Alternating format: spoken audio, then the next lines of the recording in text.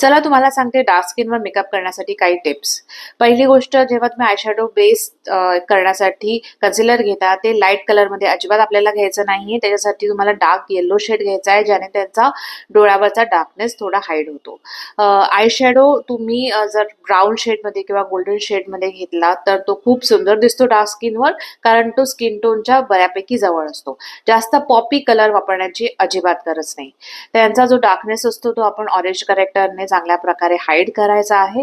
Foundation जे use करणार आहे ते डार्क येलो शेडमध्ये यूज करायचं आहे आणि हायलायटिंगसाठी सुद्धा न्यूट्रल किंवा व्हाईट शेडमध्ये कन्सिलर यूज करायचं नाही.